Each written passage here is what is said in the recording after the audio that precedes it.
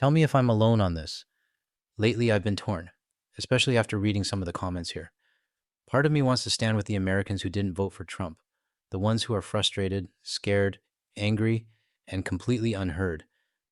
But the other part of me keeps saying, he's your leader. Your country put him there. This isn't our problem. And that's where the conflict starts. If I go with that mindset, I'm turning my back on close friends in the US, and on so many of you who comment here regularly and can't stand what Trump is doing. It's a tug of war I don't think our countries have ever faced in our lifetime. Then I came across a video from Angela at Parkrose Permaculture. It's a few months old, but it hit hard. She reminded me, not every American is the same, and grouping them all together could do more harm than good. If you haven't already, check out her channel, along with Bells. They're two creators who get it. Also, the backdrop today is one of my mom's shots from a fishing trip to Vancouver Island in the past couple years. Thanks again, Mom. Her website should be live soon, so drop a comment if you're interested. All right, let's take a look at Angela's video titled To Our Friends in Canada. Hi, so this video is for our friends to the north in Canada. This comment was left on a video where I was talking about the tariffs that y'all are instituting and the trade war that's happening now as a result of Donald Trump's completely insane, cruel, and chaotic choice to slap tariffs on, pull them off, slap them on, and his stated desire that he wants to invade and take over Canada and make it the 51st state. First off, I just want to remind folks in Canada that the majority of the American people are with you. We are your friends, and we do not want this at all. What y'all are fearing, the intense stress and anxiety that this regime is causing y'all, we don't want that for you. It's not right. It's not okay. And we're really sorry, and we're trying to stop it. We're doing our best to get our shit together, to get organized, and to stop the fascist takeover of the United States. Please remember that only 22.7% of Americans voted for Donald Trump, and I think the majority of them, sure, they voted for racism, sure, they are MAGAs, but I think the majority of them really didn't understand the full extent of what it is that he wants to do. And a lot of them really didn't believe that Project 2025 was a goal of this regime, because he said, I don't know anything about it. I'm not going to institute it. And they believed him because they're in a cult, and they believe anything that their cult leader says, no matter how much it contradicts his actions or is contradicted by his actions. But please remember, 77% of Americans do not want this. There are millions of us trying to restore our democracy. Please know. I don't mean to nitpick, but that 77% number isn't quite accurate. It might sound like 77% of Americans didn't support Trump, but that figure also includes a massive group that voted for others and didn't vote at all. And that's a big deal. A quick search shows about approximately 88.3 million eligible US citizens didn't vote in the 2024 election. That group makes up a huge chunk of the 77% you stated. Now, in my opinion, those 88 million non-voters, whether they lean Democrat, Republican, or just didn't care, they are just as much to blame as the 77 million who did vote for Donald. And my guess is that a lot of those non-voters would have still voted for Trump if they weren't too lazy to vote. So if we're talking about who really stood against Trump, that number is a lot smaller than 77%. Know that the American people are your friends. The American people are your allies in the fight against fascism. So on a video about tariffs, I was saying that I hope that Canada keeps up the tariffs. If Trump rolls them back, y'all keep them going, keep them going. It's going to hurt us. It's going to be painful for us, but we are willing to take that hit. That is a sacrifice that we must bear as part of the resistance against fascism, that we don't take it personally. We know that you are our friends, and we know that you want us to be a democracy again, and we don't hold it against you. And beyond that, it's more than just the tariffs. We are seeing Canadian businesses and like Canadian culture wanting to embrace things that are made in Canada and rejecting purchasing American goods. American goods are being removed from store shelves, especially American liquor. Kentucky bourbon makers are currently having a meltdown over it. Your decision to boycott American goods hurts American businesses, and that is okay. That is necessary because it is just a fraction of the pain the American people will suffer under fascism. And so we are willing to make the small sacrifice now for the greater gain in the end of restoring our democracy. Please understand that we do not hold it against you. I'm really glad Angela brought up the boycott of US products and alcohol, because let's be honest, not many American YouTubers are even touching that. Even US media doesn't. I've spent hours digging through US media, and coverage on Canadians boycotting US goods is almost non existent. Same goes for the annexation threats, barely a mention. It's always just tariffs. Tariffs this, tariffs that. And that's exactly why I started Guard the Leaf in the first place.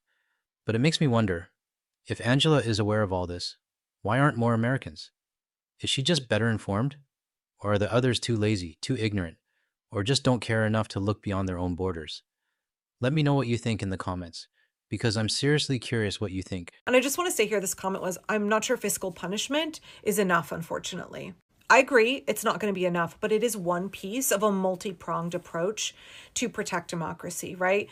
Y'all instituting sanctions, boycotts, tariffs, that is just one element of a comprehensive strategy that we need to employ. In permaculture, right? Because my content before all of this started was about permaculture design. In permaculture, we have a principle that is called slow, small solutions. That small contributions add up, that there often is not one sweeping grand gesture that will get the job done, and that when you rely on only one tactic, one key focus of your plan, then you are putting all your eggs in one basket. Versus if you diversify and you spread out the risk, and you spread out the pain and suffering, you spread out the amount of resources that are needed to be expended toward that solution by taking on multiple small tasks, by having all kinds of different people and organizations and groups and countries each take on little individual tasks. I had to rewatch this part a few times because I wasn't sure, was she saying the US needs to take these small steps or that the rest of the world does? Either way, I can tell you this. Everyone outside the US is already making those moves. Boycotting US products, boycotting US alcohol, canceling travel, governments shifting trade, building new partnerships, and deliberately leaving the US out of the room. This isn't just Canada. Europe, Latin America, Australia, New Zealand, and even parts of Asia. On this side of the fence, the change is already happening. So my question is, since that video's been out for 3 months now, what's changed inside the US for the better so far? Because every day that goes by, the hole gets deeper, and the rest of the world keeps moving further and further away. That you form a much more resilient, comprehensive plan.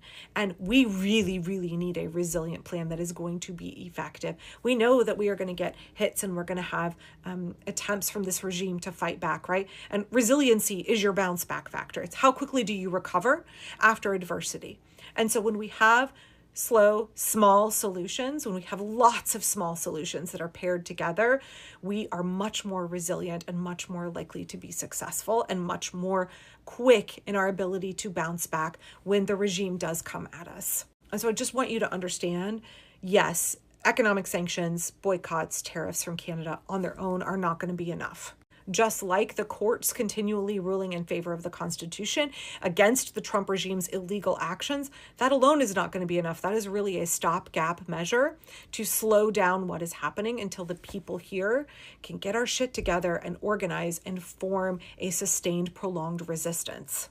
And our resistance from our end is not one thing either. It is very much this principle of slow, small solutions. That we have the cumulative impact of hundreds of millions of Americans who are contributing to things like economic blackouts, that are withholding our pennies from the economy. So we say, fuck you to billionaires, and we take them down. Just like we made them, we unmake them, right? That's one of the things I keep saying over and over. We made those billionaires, we are going to unmake them. And we are watching boycotts and economic blackouts be incredibly successful. Target is hurting. Tesla's brand is being destroyed. Twitter is going down the nobody wants to be on Twitter. Everybody is fleeing it. On paper, it's the right move. Americans boycotting their own economy, hitting billionaires where it hurts, and refusing to fuel a system they no longer believe in. We've even seen some of US citizens in the comments say you're skipping vacations in the US and heading to places like Canada and Europe instead. Maybe these are the small steps you're talking about, Angela, but reality is, it needs to go way beyond that. It has to happen at every level, from everyday people to the lawmakers in Washington. Which brings me to my favorite governor, Janet Mills. While you're talking about change, she's doing the exact opposite. She's begging Canadians to come back, gaslighting us, telling the world that Maine is safe, while ICE, Homeland Security, and CBP are making life hell for visitors. So I respect the vision, Angela. I really do. But if this shift is going to happen, the government needs to be on board too. Otherwise, we're just walking in circles. We hit the billionaires where it counts. Those billionaires that sat behind Trump on the dais at the inauguration, they have lost hundreds of billions of dollars since the inauguration, those five dudes. Hundreds of billions of dollars. We have to keep it up. We have to hit the oligarchs from every angle. It's not just direct. We got to flank them. We got to come from all angles. We got to have, a multi-pronged approach where the risk and the effort and the burden of it is distributed across a lot of people, and that we all have a role to play. So I just hope this is an encouragement to you that we are working on things like blackouts, like walking off the job, like boycotts, like work to rule, like gumming up the works, like malicious compliance. We are working on every little small solution that we can while we level up to take bigger actions. And any way that you can contribute to the 1,000 cuts that are going to be necessary, we are grateful for that action. So folks in Canada, please know that we appreciate you. We appreciate what you're doing. You are our friends. We are your friends. And please know that we are working toward a common goal and that we all have a role to play here. Angela, as a Canadian, I really appreciate your message.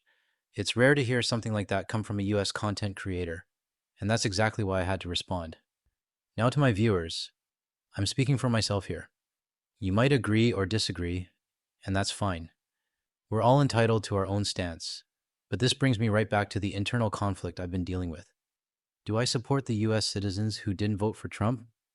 Or do I step back and say, he's your leader, and your system allowed this, and it's your problem to deal with? The truth is, it's not that simple. It shouldn't be one or the other. In some ways, it's both. I want nothing but the best for my friends in the US, and for the American viewers here who've made it clear they're not part of the chaos. I hope you're able to keep pushing, cut by cut, toward real change, and I hope it doesn't take a civil war to get there. But I have to be clear about where I stand. I can offer moral support. I can speak up when something feels wrong. But my energy, my focus, that belongs to Canada. This is the country I was born in, and right now, Canada needs its people to rally behind it, to protect it, to stand together, not just for ourselves, but for what we believe in. But even after Taco Man is gone, there's one thing that's not going away: the fact that Canada was threatened with annexation. Tariffs? Fine. We've dealt with that before. But threatening the very existence of our country? That crossed a line. Canada won't forget that. And whether the US realize it or not, our view of them has changed, maybe for good. We're now realizing 77 million US citizens are not our friends, and that we need to change our partnerships and friendships. You don't get to wave that threat around and expect things to go back to normal. Not anymore. So thank you again, Angela, for putting your message out there. I truly do hope your country finds a better path in the next election. But as for me, my priority is Canada, and it always will be. If this video resonated with you, hit like, subscribe, and share it so more Canadians can hear this message.